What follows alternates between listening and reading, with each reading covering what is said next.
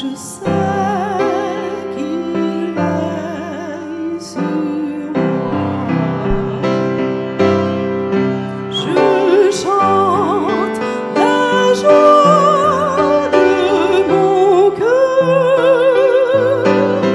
Il a fermé ma voix. Son œil est sur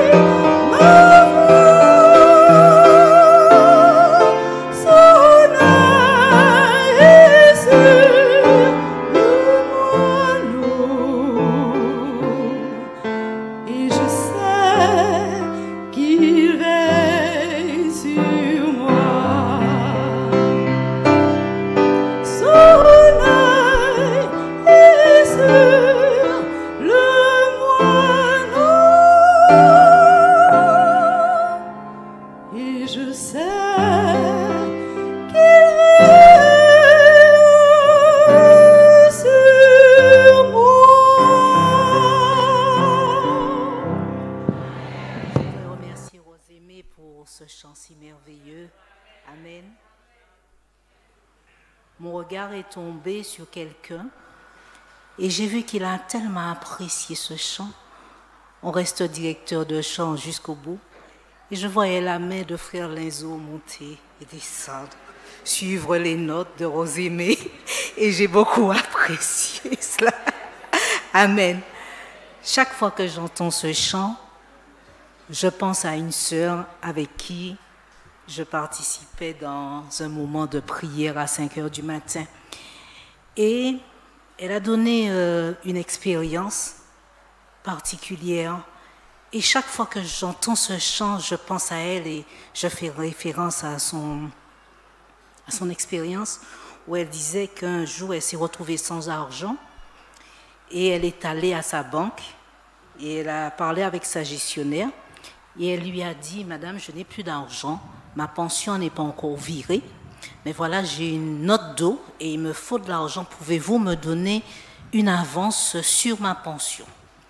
La gestionnaire lui a dit « Non, madame, je ne peux pas faire ça. Vous n'avez pas d'argent, je ne peux pas vous donner d'avance sur vos... » Elle lui a dit « Mais vous voyez bien, regardez mon compte, chaque mois j'ai tant. Donc s'il vous plaît, il faut que je paye ma... Je suis une personne âgée, il faut que je paye ma note d'eau. » Et merci. Elle lui a dit non. Elle s'est sentie tellement triste. Elle s'est dit « Mais comment je vais faire ?» Et elle s'est rappelée d'une promesse du Seigneur.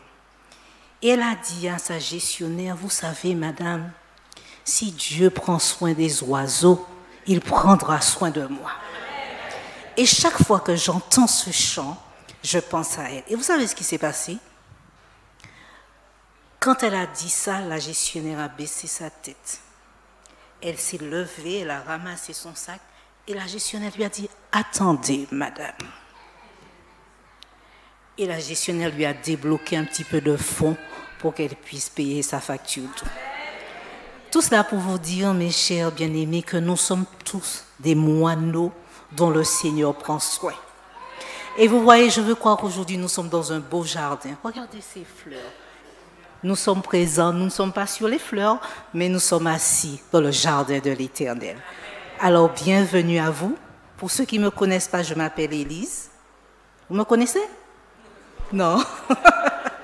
Je m'appelle Élise et je fais partie du ministère, du département du ministère auprès des femmes, qui est composé de Yolande Sautier en tant que directrice. Yolande, fais un petit coucou. D'Odile Lapuy qui est son adjointe. De Prudent Marthe qui doit être par là. D'accord. Et puis, bien sûr, de moi, je me suis déjà présentée. Et puis de Dani, de Daniel Essa, Marie-Daniel Essa, qui est notre ancienne rattachée à ce département. Elle vous fait un petit coucou. Vous n'avez pas répondu au coucou, hein? Ah, très bien. Alors, nous sommes heureuses aujourd'hui de vous présenter ce programme qui va durer toute la journée. J'espère que vous serez là avec nous jusqu'à ce soir. D'accord? Donc, on vous rappelle qu'après le culte, nous avons un moment de prière des femmes et que ce soir, nous nous retrouvons à partir de 19h ensemble pour un autre moment, un autre atelier débat qui s'intitule « La tenue, le vêtement au féminin » et nous aurons deux femmes de l'Église qui vont venir débattre avec nous. Alors, je vous invite à venir nous encourager et puis aussi, ça va vous faire du bien. Donc, soyez présents avec nous ce soir, ce midi aussi, parce que c'est un moment très important, la prière. Depuis ce matin, nous n'arrêtons pas d'en parler. Et nous verrons aussi tout au long du sermon, nous allons parler de la prière.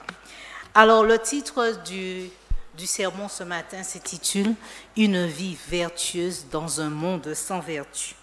Et je m'en vais, premièrement, vous raconter l'histoire très émouvante d'une femme qui s'appelle Marie. Alors ce matin, j'ai parlé avec un ami. Je profite pour saluer tous les internautes, tous ceux qui nous suivent, tous ceux qui sont à la maison. Et je salue particulièrement mon ami et sa famille, surtout les conseils qu'il m'a donnés. Et je parlais avec lui ce matin. Je lui disais que j'allais prêcher à l'église ce matin et que j'allais parler de telles choses. Et il m'a dit, connais-tu l'histoire de ce pays? Je lui ai dit oui, parce que j'ai vu un film qui s'appelle l'Hôtel Rwanda, que je vous invite par la suite à aller regarder. Et il me dit oui, c'est un très beau film, mais il ne dit pas tout. Et il faut que tu saches que dans ce génocide, que nous avons perdu des millions et des millions de frères adventistes qui vivaient ensemble auparavant et qui sont devenus ennemis jurés jusqu'à tuer leurs frères. Je suis Utsi, Carole et Oussou. Je vis avec elle dans l'église, et bien demain je décide de la tuer. C'est exactement ce qui s'est passé au Rwanda et je voudrais vous faire part de cette expérience de cette femme qui s'appelle Marie. En 1994, le Rwanda a connu un génocide horrible qui coûta la vie à plus d'1 million de personnes. Environ 100 000 d'entre eux étaient des adventistes du 7e jour. 100 000 d'entre eux. Au plus fort du conflit, une tribu cherchait à exterminer l'autre. La tribu assaillie se précipita vers les églises pour des raisons de sécurité, pensant qu'elle échapperait au massacre en se réfugiant dans un lieu religieux. Un groupe d'adventistes s'était rassemblé dans l'une de ces églises. Après avoir verrouillé les portes, les membres s'accrochèrent, se serrèrent les uns aux autres pour se soutenir mutuellement et ils se mirent à prier pour leur sécurité. Mais bientôt, la foule armée de machettes brisa les portes, tuant tous ceux qui se trouvaient sur leur chemin sans même épargner le pasteur. Ça a été un horrible massacre et seulement une poignée de frères et sœurs puissent s'échapper. Quelques jours plus tard, après le départ des assassins, les survivants vinrent chercher les cadavres pour les enterrer dans une fosse commune. Et en soulevant les corps, ils découvrirent une femme dont le cœur battait encore. Ils l'emmenèrent à l'hôpital dans l'espoir de la sauver. La lutte que cette femme mena pendant des jours pour rester en vie fut intense, mais grâce à Dieu, elle survécut. Pendant les 3 années suivantes, elle dut faire régulièrement des séjours à l'hôpital. Finalement, elle put recommencer à reconstruire une vie, mais malheureusement sans son époux. En tant qu'épouse du pasteur adventiste, c'est son époux qui a été tué dans le massacre. Marie décida qu'elle ne voulait pas que la mort de son mari fût vaine. Elle choisit également de ne pas vivre dans l'amertume et la haine, mais d'offrir son pardon à ceux qui l'avaient profondément blessée. Marie a lu dans le livre de Romains, au chapitre 12, le verset 20, « Mais si ton ennemi a faim, donne-lui à manger. S'il a soif, donne-lui à boire. Car en agissant ainsi, ce sont des charbons ardents que tu amasseras sur sa tête. » Découvrant que certains des assassins avaient été capturés et se trouvaient dans une prison voisine, Marie alla les visiter et leur apporta de la nourriture. Au fil du temps, elle devint la mère de cette prison, apportant régulièrement de la nourriture, des couvertures aux prisonniers. Elle commença également à étudier la Bible avec eux. Un jour, alors qu'il s'occupait des prisonniers, un jeune homme nommé Rukundo est tombé à ses pieds et les embrassa. C'est là que c'est dur. « Madame, vous vous souvenez de moi ?» demanda-t-il. Comme je fais là, Marie déglutit difficilement en reconnaissant son visage. Savez-vous de qui il s'agissait? C'était l'homme qui avait tué son mari. Et il avait également essayé de la tuer. « Madame, pouvez-vous me pardonner ?» demanda-t-il, les larmes aux yeux. Doucement, elle prit le jeune homme pour le redresser et le serra dans ses bras. Et elle dit, « Je t'ai déjà pardonné il y a longtemps. J'avais décidé dans mon cœur que je ne te détesterais pas. Je n'avais pas gaspillé les années dans l'amertume ou la rancune, je t'ai pardonné. Et pendant les mois qui suivirent, Marie étudia la Bible avec Rukundo et celui-ci prit la décision de se baptiser. Le jour de son baptême, il se leva dans toute la prison et confessa ses péchés. C'était beau et émouvant. Marie était là pour en témoigner. Après quelques années, le gouvernement rwandais accorda l'amnistie à Rukundo qui fut libéré de prison. Cependant, la famille de Rukundo avait été aussi tuée par la partie adverse parce qu'ils se sont quand même défendus, y compris son père, sa mère, ses frères et sœurs. Ils avaient été tués dans le génocide. Et là, maintenant, il n'avait nulle part où aller. Il se dirigea donc vers la maison de Marie et il frappa à sa porte. Il lui dit, « Je suis seul et je ne sais où aller. Que dois-je faire ?» Je ne vous demande même pas ce que vous auriez fait. Elle sourit et dit, « Je suis seule aussi. Je t'adopterai. Tu seras mon fils et nous attendrons ensemble le retour de Jésus. Ensuite, c'est ensemble que nous retrouverons nos proches. » C'est un très beau témoignage, mes bien-aimés. Est-ce que nous serions aussi capables d'avoir une telle attitude envers celui qui a détruit notre famille? Mais nous aurons la réponse un petit peu plus tard. Dans le livre des paraboles de Jésus, nous lisons ceci. Les derniers rayons de lumière, le dernier message de miséricorde à donner au monde est une révélation de son caractère d'amour. Les enfants de Dieu doivent manifester sa gloire. Dans leur vie et leur caractère, ils doivent révéler ce que la grâce de Dieu a fait pour eux. Et j'aime bien un petit chant que les jeunes avaient chanté la dernière fois. Malheureusement, je me suis prise trop tard, où le refrain dit, c'est le chant qui s'appelle « Walk in Love ». Je marche dans l'amour. Le refrain dit « Ta miséricorde triomphe du jugement ». Oui, je veux marcher chaque jour dans ton amour. La miséricorde triomphe même de la mort. Oui, l'amour triomphe encore. Walk in love, marche dans l'amour. Quel que soit le poids des blessures, l'amour triomphe toujours. Walk in love, je veux marcher dans son amour. La réponse à la question que je vous ai posée, vous la trouverez dans ces paroles. Peut-être que les actions de Marie semblent être un exemple extrêmement fondé sur l'amour de Jésus, mais je crois que c'est le genre de christianisme que Dieu appelle chacune de nous et chacun à embrasser. C'est inconcevable, c'est radical, c'est surnaturel et humainement c'est impossible, sauf pour la personne qui est remplie du Saint-Esprit. Ce matin, nous avons lu un verset qui se trouvait dans 2 Pierre, le chapitre 1er, le verset 3 et 4. Et je vais inviter Odile à relire ce verset avec vous. Il va être affiché, c'est un peu petit. Ah oui, là, vous voyez mieux.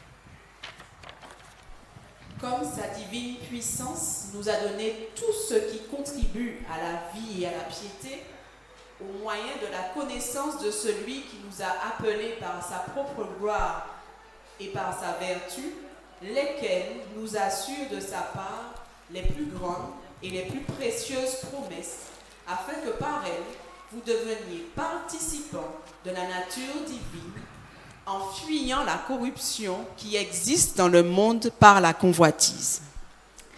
Alors pour vous et pour nous, que signifie être appelé à la gloire et à la vertu?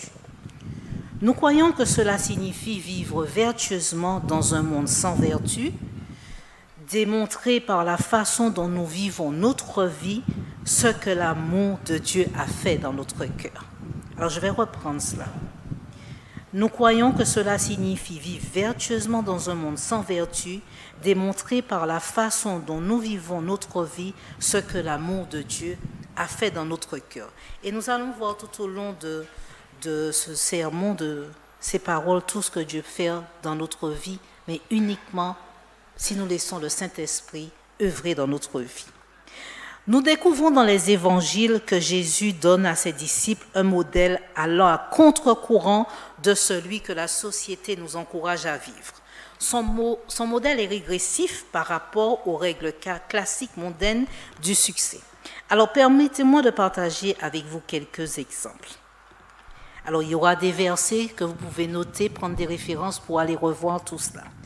Alors que le monde dit que pour réussir, il faut toujours s'efforcer d'être le premier, Jésus dit, dans mon royaume, le premier sera.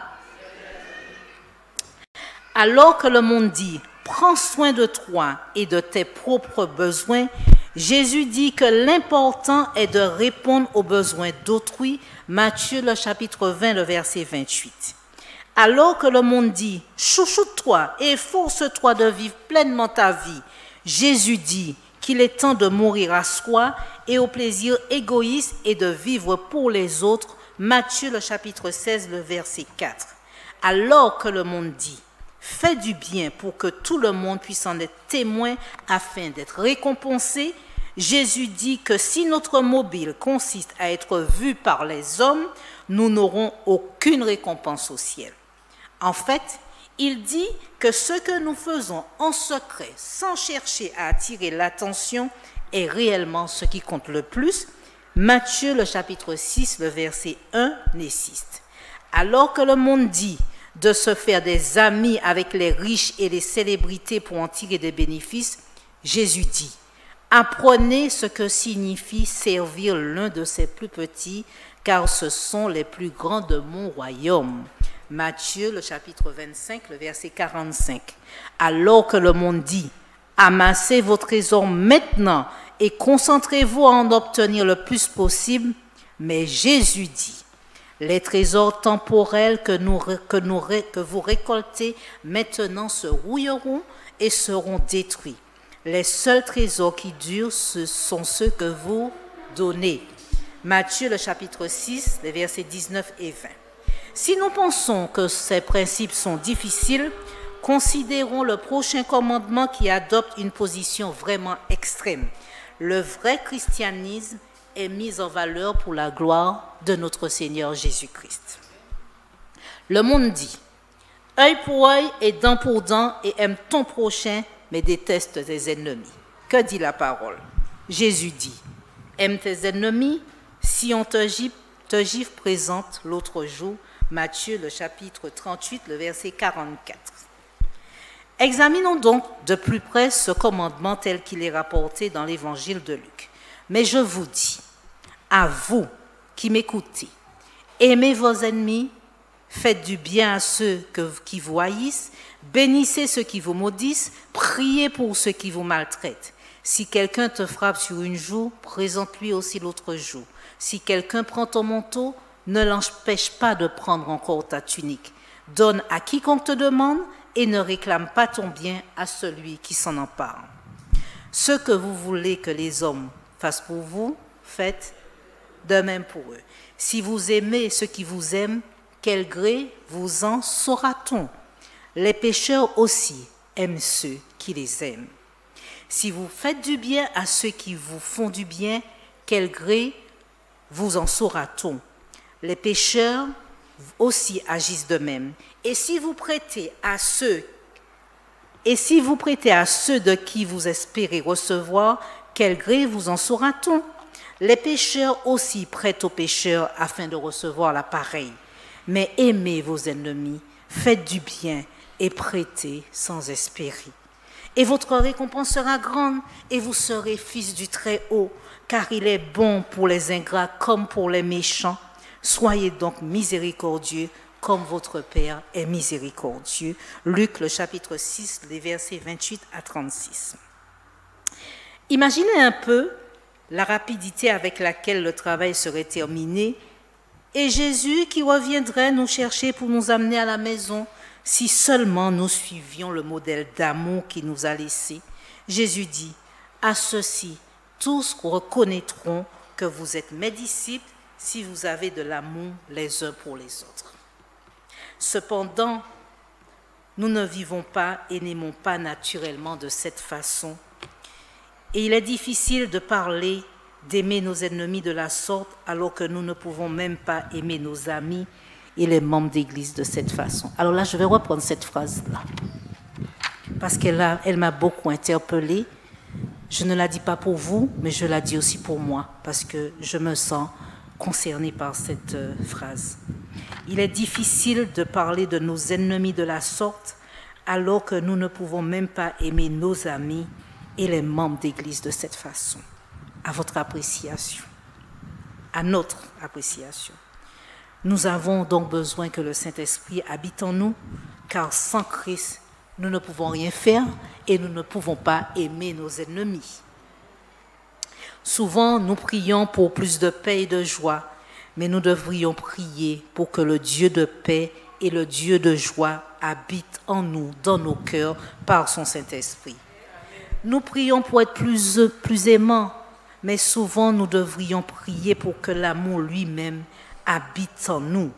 Nous prions pour devenir de meilleurs chrétiens, mais nous devrions prier pour que Christ lui-même vive en nous par le Saint-Esprit comme il avait prévu pour nous.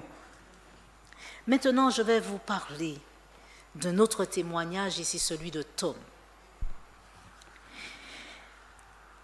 Tom était un ouvrier biblique œuvrant dans une région difficile du monde où le partage de l'Évangile n'est pas toujours aisé et où de nombreux chrétiens sont persécutés pour leur foi.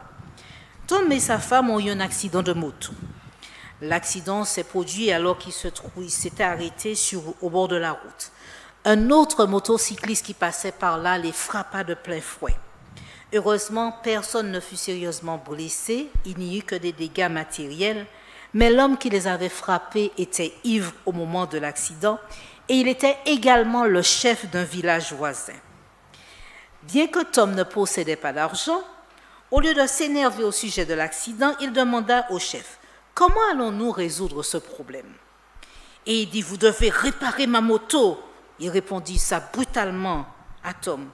Sans discussion, Tom a payé pour les réparations de la moto. Mais il ne s'arrêta pas là. Il décida d'aller rendre visite au chef et commença à chercher les moyens de l'aider pour lui ainsi que sa famille, en lui promettant d'aller labourer son champ. Tom rendit de tellement bons services au chef et à sa famille que les habitants ne pouvaient s'empêcher d'en tenir compte. Et ils dirent un jour à Tom, « Tom, notre chef est un homme très impoli. Pourquoi es-tu si gentil avec lui?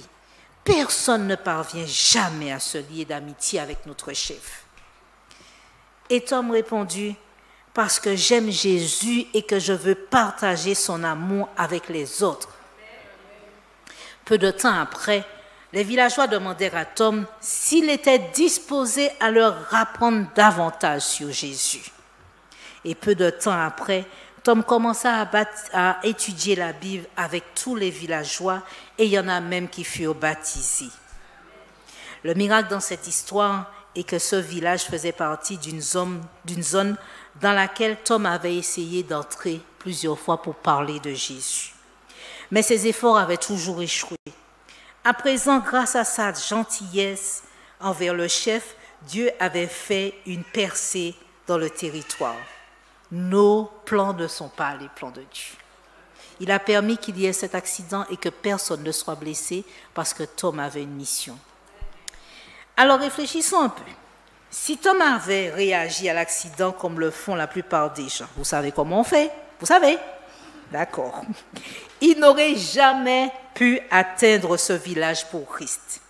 Pouvez-vous imaginer à quel point les choses seraient différentes dans notre monde et même dans notre Église aujourd'hui si nous faisions un effort supplémentaire et servions les uns les autres avec une telle humilité et un esprit de service désintéressé, même lorsque nous avons été blessés?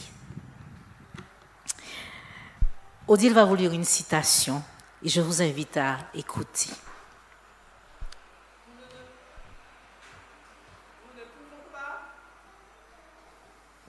Nous ne pouvons pas nous permettre d'être affectés par tout le mal qui nous est fait, que celui-ci soit réel ou présumé. Le moi constitue l'ennemi que nous devons craindre plus que tout autre.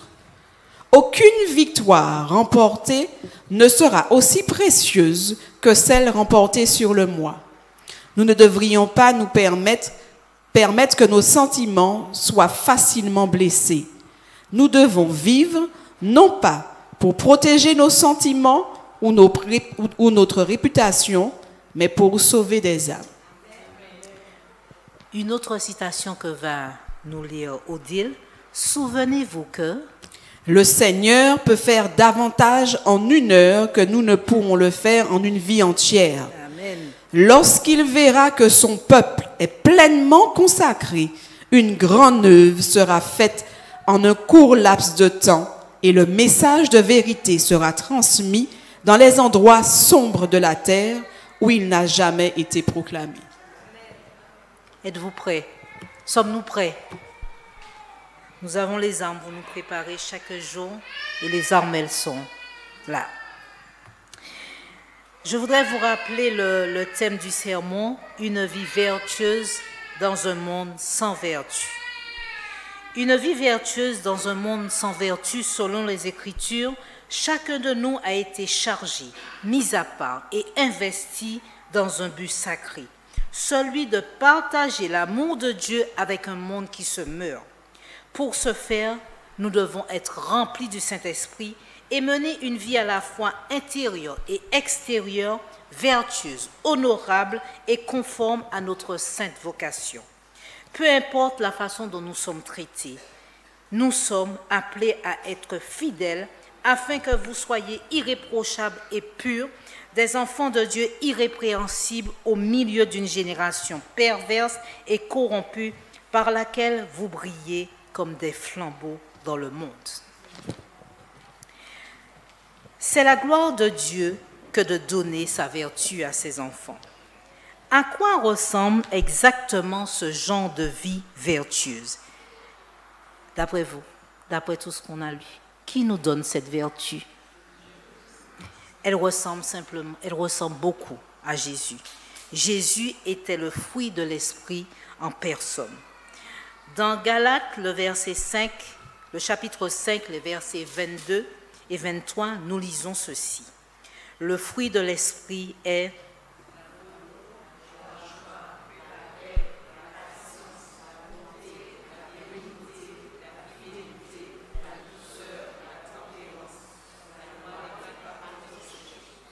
Nous connaissons bien ce verset-là.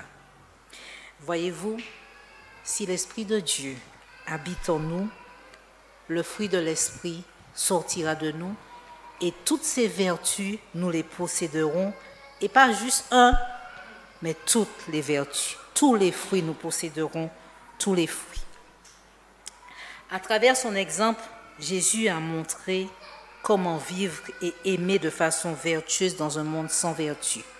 Et nous lirons une citation d'Ellen White qui dit « La vie du Christ a démontré ce que l'humanité peut faire en participant à la nature divine.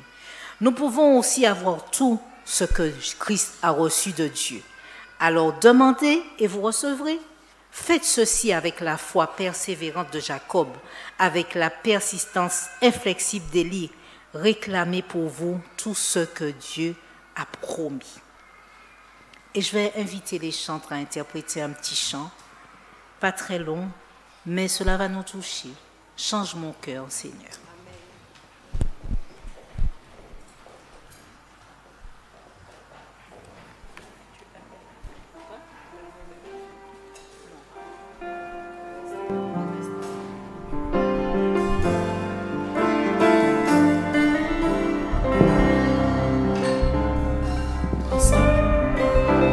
Change mon cœur, Seigneur,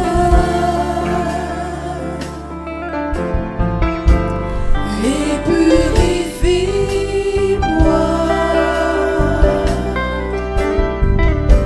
Change mon cœur, Seigneur, que je sois comme toi. Change mon cœur. Change mon cœur, Seigneur,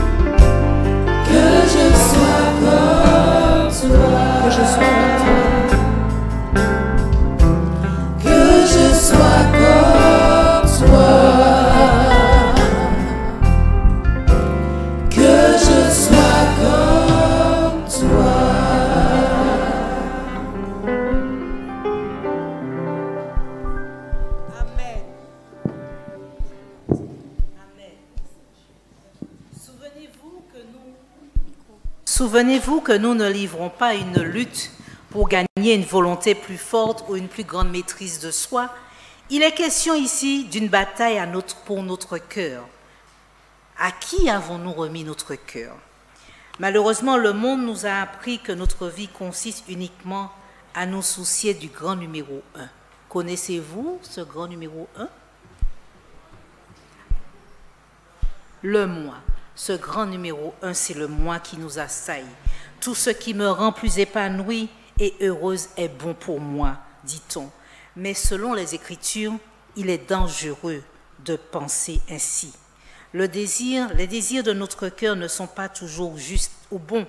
Le cœur est tortueux par-dessus tout et il est méchant.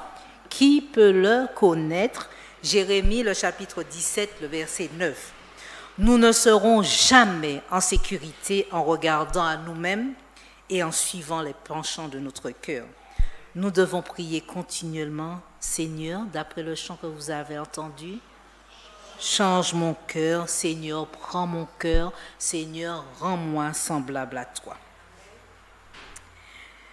Nous allons maintenant parler de la croix. La guerre contre soi est la plus grande bataille qui ait jamais été menée ou sera jamais menée.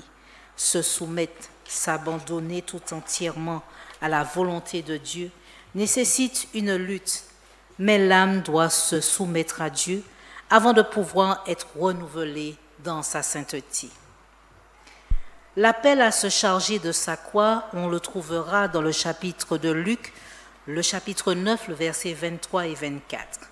La Bible nous dit, « Si quelqu'un veut venir après moi, qu'il renonce à lui-même, qu'il se charge chaque jour de sa croix et qu'il me suive. Car celui qui voudra sauver sa vie la perdra, mais celui qui la perdra à cause de moi la sauvera. » Maintenant, à première vue, cette histoire de se charger de sa croix peut nous sembler peut-être attrayante. Cependant, contrairement à la croyance populaire, la douce réalité est que lorsque nous portons notre croix, nous libérons les mains de Dieu pour éliminer les obstacles de notre vie qui entravent notre chemin vers le ciel. Ainsi, ce que le monde pourrait considérer comme un sacrifice douloureux est réellement un gain céleste. Amen. Je vais vous lire une autre citation. Nous ne sommes jamais appelés à faire un véritable sacrifice pour Dieu. Il y a beaucoup de choses qui nous demandent de lui remettre, mais en le faisant, nous abandonnons en réalité ce qui présente une entrave à notre salut. Même lorsque nous sommes appelés à renoncer à ce qui est bon en soi, soyez assurés que Dieu nous prépare en revanche quelque chose de bien supérieur et de meilleur pour notre vie. Peut-être que vous luttez contre le péché secret ou une forteresse spirituelle dans votre vie face auquel vous n'arrivez pas simplement à obtenir la victoire. Un sage a dit, la clé n'est pas dans le niveau d'engagement que vous avez envers le combat, mais plutôt le degré de soumission que vous avez envers Dieu. Et ça, je vais répéter cette phrase. La clé n'est pas le niveau d'engagement que vous avez envers le combat, mais plutôt le degré de soumission que vous avez envers Dieu. Donc Dieu avant tout, quel que soit le combat, Dieu avant tout. Rappelons-nous que lorsque le croyant brandit le drapeau blanc de la reddition, vous savez, pour la paix, cela ne veut pas dire « j'ai perdu cette bataille ». Cela signifie plutôt « enfin, j'ai la victoire en Jésus ».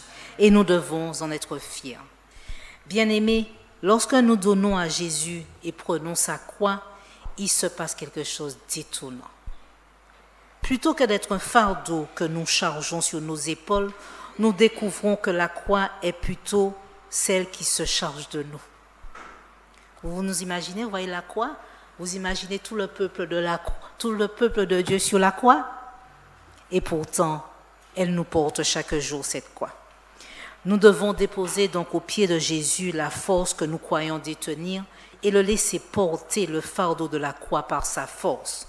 Notre propre force est faite d'impuissance et de souffrance. Notre propre force est faite d'impuissance et de souffrance.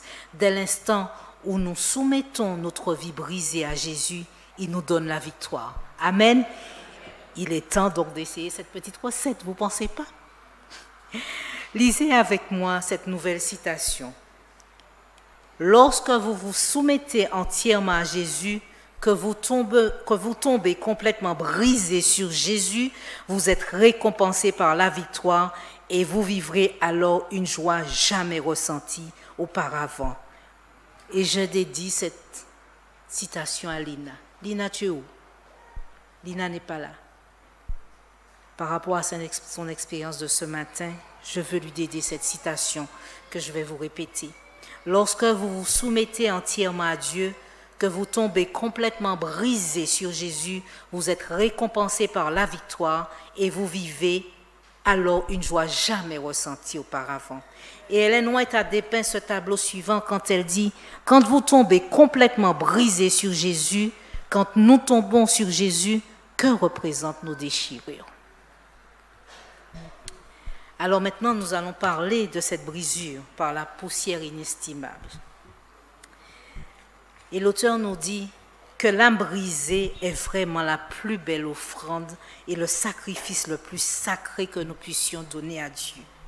En effet, c'est le seul sacrifice que nous devrions lui offrir, notre âme brisée. La Bible nous dit, les sacrifices qui sont agréables à Dieu, c'est un cœur, un esprit brisé. Ô Dieu, tu ne dédaignes pas un cœur brisé et contrit, le psaume 51, le verset 17. On nous donne la signification du mot contrit dans le psaume 51, le verset 17, qui provient du mot hébreu daka, qui signifie miette, poussière, détruire complètement. Pensez-y, si quelque chose est complètement cassé, vous pouvez peut-être le recoller, mais impossible de recoller la petite poussière, d'accord, qui se trouve au sol. Et c'est ce que nous sommes en réalité, des vases brisés, écrasés, réduits en poussière. Alors quand j'ai lu cette partie, j'ai pensé vraiment au mot mettre en pièces. Alors je ne sais pas, pour les aînés, quand il y avait les majors qui se battaient dans les rues de Fort-de-France, c'est ce que mon père me racontait. Et souvent on emploie cette expression quand le major disait « Manka mettez-vous en pièces ». Alors j'ai imagé un petit peu cette parole, je me suis dit « mais l'oka mettez en pièces, il n'y a pas ni bras, il n'y a pas ni main, il n'y a pas ni jambes, il n'y a pas ni tête, il n'y a pas ni rien, pourtant il est en pièces ». Et Dieu nous demande de venir à lui comme ça, en pièces détachées, et il nous reconstruit de la tête aux pieds. Même la plus petite poussière qui a été déchiquetée quand on nous a mis en pièces, il trouve sa place et il nous reconstruit. C'est un immense privilège, écrit Ellen White, parce que nous sommes des êtres limités, formés de poussière, de cendres, et nous sommes malgré tout admis dans la salle d'audience du Très-Haut par l'intermédiaire d'un seul homme, Jésus-Christ. Et dire que non seulement nous avons une audience avec Dieu, mais que la poussière est l'ingrédient même que Dieu utilise encore et encore pour accomplir des miracles plus extraordinaires, il va chercher la plus petite poussière parce qu'elle est importante à ses yeux, parce qu'elle nous compose. Au commencement, Dieu planta les arbres et les plantes du jardin d'Éden dans la poussière et les fit pousser et produire des fruits. Ensuite, Dieu forma l'homme et la femme, œuvre suprême de sa création, à partir de la poussière et leur ordonna de fructifier, de produire des fruits. Nous allons faire une petite pause ici et nous reconnaissons que tous nos meilleurs fruits et travaux, toutes nos plus belles œuvres, à l'exception du souffle de vie, du sang de Jésus et de la puissance du Saint-Esprit, ne sont rien de plus que de la poussière. Et pourtant, nous sommes si souvent arrogants que nous ne glorifions pas notre propre poussière. Heureusement, même après la malédiction que le péché soit tombé sur le monde, Jésus s'intéressait toujours à notre poussière. Il est venu sur terre afin de poursuivre son œuvre au sein de la poussière de l'humanité. En ce temps, il utilisait de la poussière pour restaurer la vue de l'aveugle. Mais aujourd'hui, c'est la poussière et les meurtrissures de nos vies qu'il utilise pour restaurer notre vision spirituelle. Il sait que bien mélanger l'eau et la poussière pour fabriquer de l'argile, et c'est en étant comme de l'argile malléable, donc la boue entre les mains du potier, du maître potier, que nous devenons tous ceux pour lesquels il nous a créés. Vous trouverez ce passage dans Jérémie, le chapitre 18, le verset 6. J'invite Odile à nous lire une nouvelle citation.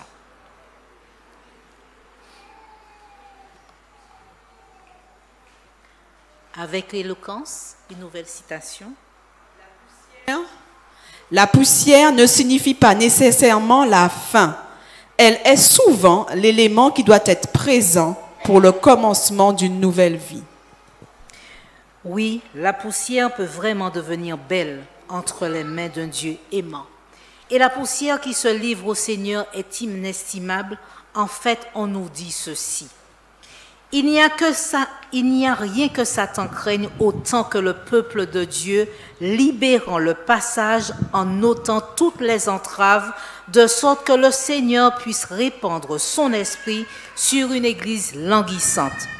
La pluie de l'arrière-saison viendra et la bénédiction de Dieu comblera l'armée purifiée de toute souillure.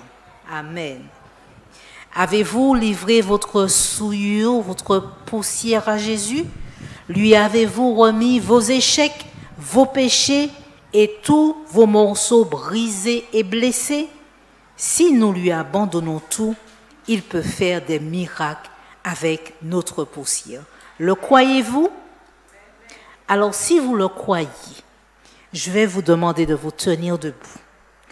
Je vais vous lire une dernière citation. Et nous aurons un moment de consécration pour toutes les femmes de l'Église et pour tous les messieurs aussi qui accompagnent toutes les femmes et les mamans de l'Église. Alors je vais vous demander de vous tenir debout. Je vais vous demander de remonter avec moi, le ministère auprès des femmes, de remonter, me rejoindre. Je vais lire cette dernière citation, après quoi nous aurons le moment de consécration des femmes.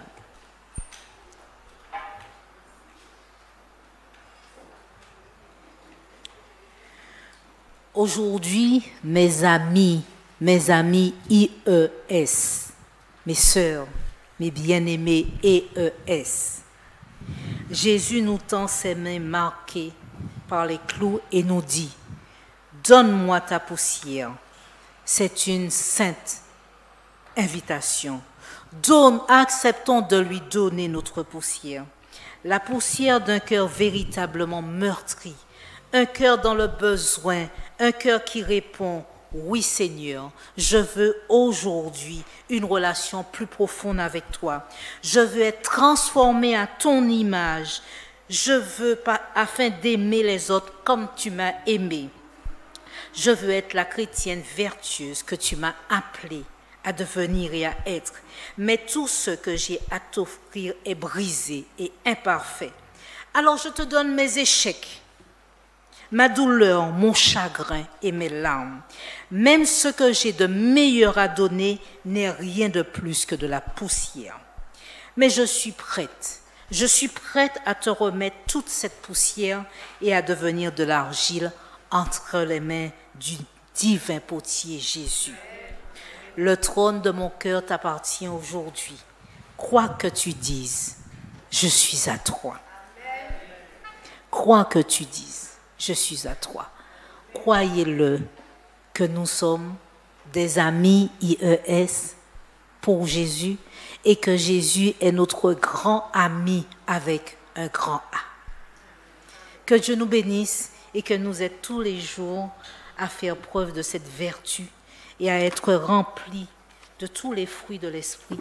Pas un seul, c'est pas facile, qui nous aide à aimer nos ennemis, à d'abord nous aimer entre femmes de l'Église, entre frères et sœurs de l'Église, entre aînés de l'Église, entre membres de l'Église, que cet amour puisse fleurir et que nous soyons un brisés au pied du Maître.